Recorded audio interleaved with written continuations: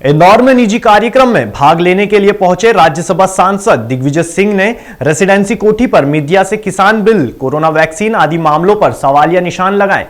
इस दौरान उन्होंने प्रधानमंत्री नरेंद्र मोदी को नसीहत देते हुए कहा कि अपना अहंकार छोड़कर और उससे ऊपर उठकर जनता के लिए काम करें। इंदौर में विधायक संजय शुक्ला सहित कई बीजेपी व कांग्रेस नेताओं के यहां पर मांगलिक कार्यक्रम में कई बड़े नेता शहर में अपनी उपस्थिति दर्ज करा रहे हैं। इसी कड़ी में राज्यसभा सांसद दिग्विजय सिंह भी मांगलिक कार्यक्रम में शिरकत करने पहुंचे। इससे पहले वे रेसिडेंसी कोठी पर मीडिया से मुखातिब हुए और किसान बिल सहित अन्य कई विषयों पर चर्चा की। उन्होंने कहा कि किसान बिल पूरी तरह से किसानों के हित में नहीं है। किसान बिल में कई ऐसे कानून है जिसे किसान पूरी तरह से कंगाल हो जाएगा और फिर से एक बार कालाबाजारी और जमाखोरी शुरू हो जाएगी। केंद्र सरकार पूरी तरह से WTO के दबाव में काम कर रही है और इसी दबाव के चलते वह किसान बिल लेकर आई है। देखिए, बात यह है, जरा प्रमाण तो दें।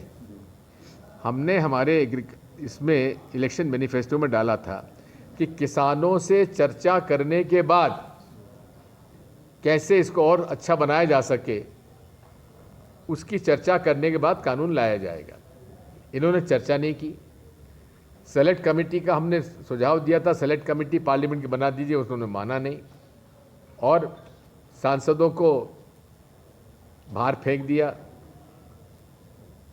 उनको निलंबित कर दिया और बिल पास कर दिया। इसलिए विरोध हो रहा है। मैं तो आज भी मोदी जी से कहूँगा कि अपनी जिद छोड़ें, अपना अहम और अहंकार से ऊपर उठकर, मेरी अभी कोई जो लोग आंदोलन कर रहे हैं चर्चा नहीं हुई है, लेकिन यदि केंद्र सरकार ये तीनों बिल वापस ले लेती है और पार्लियामेंट की जॉइंट पार्लियामेंट्री कमेटी या सेलेक्ट कमेटी बना देती है जिसमें कि पूरे इन तीनों विषयों को लेकर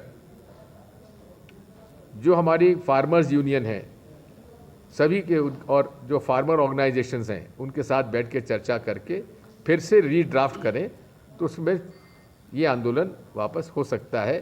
ये मेरी मान्यता है। केंद्र सरकार द्वारा लाई जा रही कोरोना वैक्सीन पर भी सवालिया निशान खड़े करते हुए उन्होंने कहा कि यह वैक्सीन पूरी तरह से निराधार है।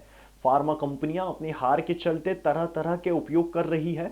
उन्होंने हरियाणा के मंत्री का उदाहरण देते हुए कहा कि मंत्री ने शोहरत पाने के लिए सबसे पहले वैक्सीन लगाई और कुछ ही दिनों में वो कोरोना की चपेट में आ गए। यह एक जीता जागता उदाहरण है, तो किस आधार पर इस प्रकार की वैक्सीन पर भरोसा किया जाए?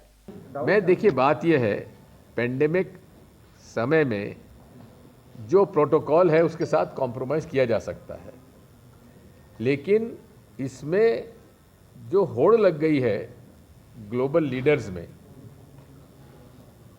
कौन सा फार्मास्यूटिकल कंपनीज में कौन सा वैक्सीन का यूज़ किया जाए, इससे हमको बचना चाहिए।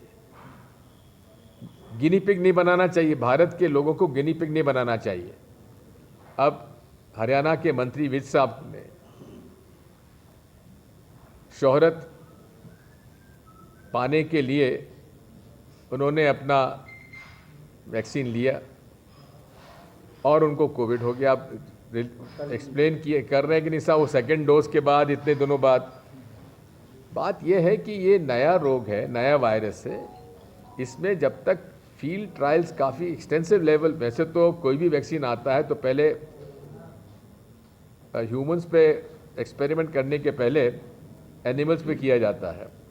खैर, यहाँ पर डायरेक्टली ह्यूमंस पे कर रहे हैं, लेकिन इस पर बड़ी सावधानी बरतने की आवश्यकता है, क्योंकि आखिर भारत एक प्रयोगशाला नहीं हो सकती है किसी वैक्सीन के लिए। इंदौर पहुंचे दिग्विजय सिंह ने मीडिया से बातचीत में कई मुद्दों को लेकर केंद्र व प्रदेश सरकार को घेरा। ब्यूरो रिपोर्ट, स्काई प्रदेश, इंदौर।